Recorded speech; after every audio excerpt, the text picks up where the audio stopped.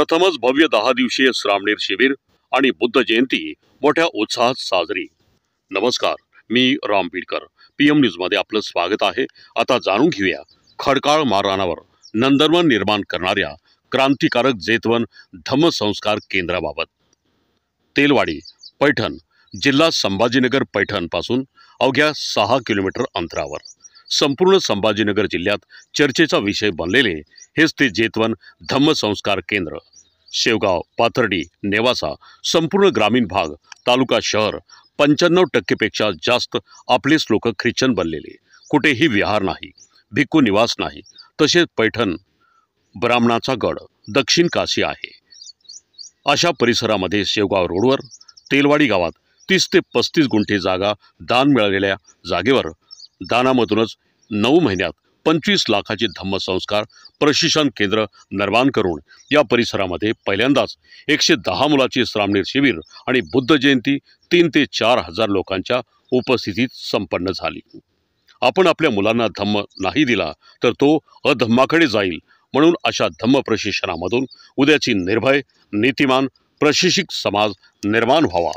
गावखेड्यात गट ग्रुपमध्ये विखुरलेला अज्ञान, अंधश्रद्धेत, व्यसन, कर्मकांडामध्ये गुरफटलेला समाज एक संघ व्हावा या उद्देशाने महिला धम्म शिबिर, बाल संस्कार शिबिर आणि प्रत्येक महिन्याला येणारी पौर्णिमा साजरी केली जाते। आलेल्या उपासक उपासिकांसाठी भोजनाची व्यवस्था केली जाते।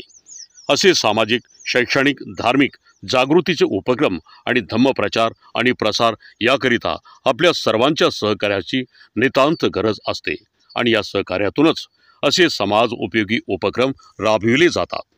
9 महिन्याच्या अल्पावधीतच आपल्या कार्यकर्तृत्वाने चर्चेस पात्र ठरलेले आदरणीय भदंत राहुल शाक्यपुत्र, संस्थापक अध्यक्ष, जेतवन धम्मसंस्कार प्रशिक्षण केंद्र, तेलवाडी, तालुका पैठण, जिल्हा संभाजीनगर हे असून त्यांच्या समवेत पूज्य भदंत आनंद, पूज्य भदंत सच्चित्त बोधी आणि कार्य अध्यक्ष अरुण बल्लाळ आणि त्यांची संपूर्ण दानशूर टीम तथा तेलवाडीमधील सर्व उपासक उपासिका संघ तथा सर्व पैठण शहर, तेलवाडीमधील सर्व समाज बांधव यांच्या सहकार्याने सर्व उपक्रम सुरू आहेत।